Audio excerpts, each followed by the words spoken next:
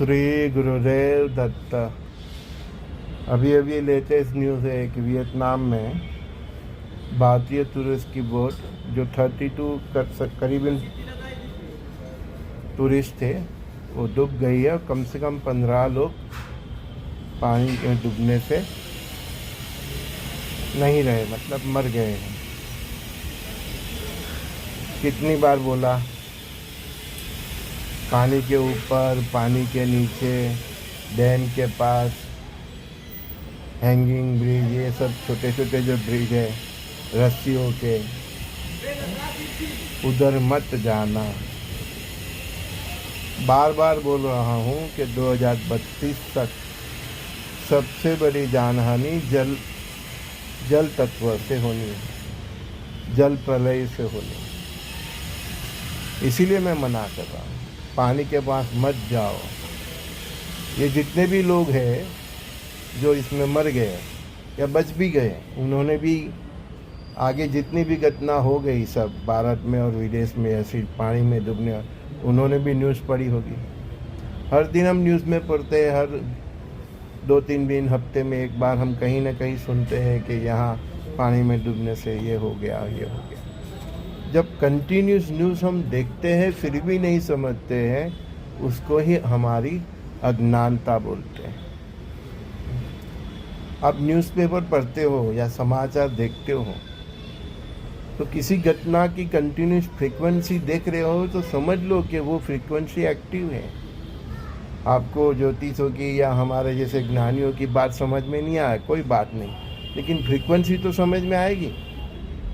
देखो अभी कंटिन्यूस अग्नि तांडव चल रहा है, तो आप केयरफुल हो जाइए। अपनी फैक्ट्री, अपनी शॉप, आपका गोडाउन, जहाँ भी हो आप केयरफुल हो जाइए। इवन अपनी गाड़ी को, 4 व्हील को, अगर वो CNG से चलती है, LPG से चलती है या इलेक्ट्रिक है, आप देख रहे हो कि कंटिन्यूस अग्नि तांडव चल रहा है तो आपको अलर्ट होना पड़ेगा। कंटिन्यूस जल प्रलय से लोग मर रहे हैं, डूबने से मर रहे हैं, नाव पलट जा रही है, तो आपको अलर्ट रहना पड़ेगा। क्यों ऐसी मुसाफरी करते हो जब कंटिन्यूस ये घटना चल रही होती? मैं तो जब भी मेरे जो भावी के ऐलान की वीडियो बनाता हूँ तब बार बार बता रहा हूँ कि जल के ऊपर, जल के नीचे, जल के पास मत जाना। कमज़ोर ब्रिज हो तो मत जाना। कहीं हैंगिंग ब्रिज होते हैं, रस्सी के होते हैं, कहीं कांच के बने होते हैं, मत जाओ उधर। ये फ्रीक्वेंसी की असर बहुत जल्दी हो जाएगी। जो कमज़ोर होगा वो तुरंत लुढ़क जाएंगे। और जल के ऊपर तो गात है, तो कभी भी किसी की भी नाव पलट सकती है। आगे आप देखेंगे बड़े बड़े जहाज भी जल समाधि लेंगे, चाहे ये युद्ध की वजह से लेंगे। तो फ्रीक्वेंसी एक्टिव है, आप समझना नहीं चाहते तो फिर क्या करें। ये लोग भी जो घूमने गए तो वो लोग यही सोच के बैठे होंगे कि वो सब तो चलता रहता है, साल में एक आध नाव डूबती है तो इसमें क्या। बस ऐसी सोच होगी तो आप ज़रूर ऐसे काल चक्र के लपेट में आओगे। सावधानी हटी दुर्घटना घटी, बस ऐसा होता रहता है। लड़ाई तो चलती रहती है, तो फिर आप प्लान B से विमुख हो जाओगे, फिर आपको ही दिक्कत पड़ने वाली है। हाँ, आगे बारिश है, बारिश भी बहुत खूंखार रहने वाली है। मैं बार बार बता रहा हूँ, पहाड़ों पे मत जाना।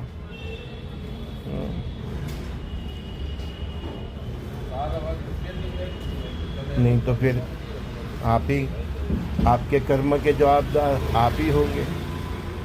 हाँ, बता तो रहा हूँ ना, पहाड़ों पे मत जाना। सही, चाहे हिमाचल हो या उत्तराखंड हो, घूमने जाने का वक्त ही खत्म हो गया है।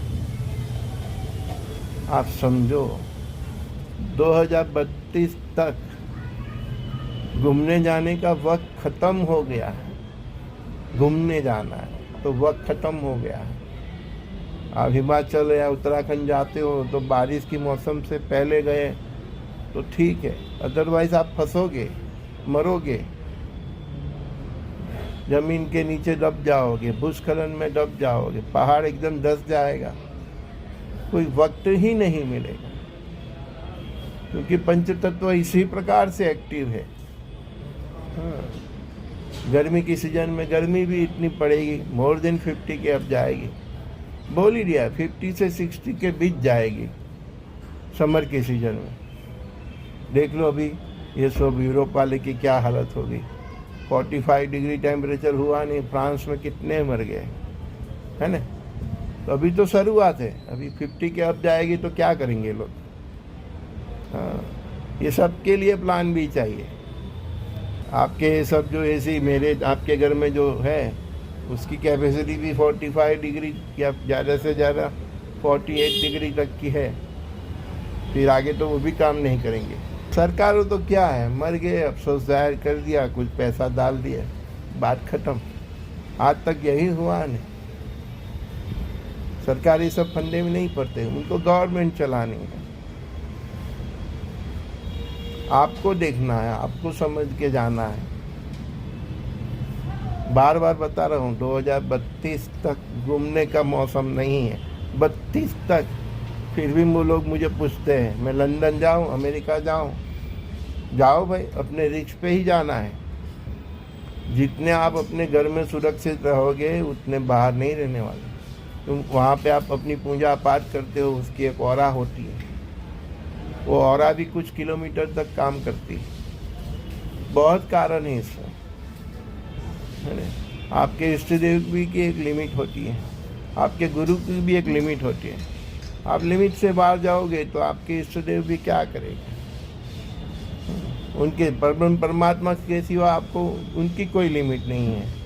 और आपकी इतनी भक्ति होनी चाहिए कि आप जहाँ भी हो तो परम पिता परमात्मा आपकी सुरक्षा करे। ऐसी भक्ति भी तो होनी चाहिए। और इतना इम्पोर्टेंट क्या है, मैं तो मेरे को यही समझ में नहीं आता। घूमने जाओगे, घूम के भी क्या देख लो। जाइए 50-100 किलोमीटर अपने शहर से, बहुत अपने 200 किलोमीटर जाइए, 300 किलोमीटर जाइए, अपने स्टेट में ही बहुत जगह है, घूम लो। लेकिन फिर भी मैं बता रहा हूँ, आपकी ऑरा अच्छी है, आपकी भक्ति अच्छी है तो आप सुरक्षित हर बार रहोगे। लेकिन आपकी भक्ति इतनी अच्छी नहीं है, आपकी इतनी ऑरा नहीं है, आपको दिक्कत आएगी। जैसे ये 15 डूब के मर गए और 32 की जो थे, बाकी के 17 की तो क्या हालत हुई तो वही जाने। घर पे मटके से पानी पिएगा न तो भी डरेगा। समझ में आया। ये पंच तत्व जितने खंखार है ना उतना कोई नहीं। ये जल अपनी प्यास बुझाता है, लेकिन जल अपना विकराल स्वरूप धारण कर ले तो अग्नि अपने खाना पका के देते, लेकिन जब उसका विकराल स्वरूप तक है।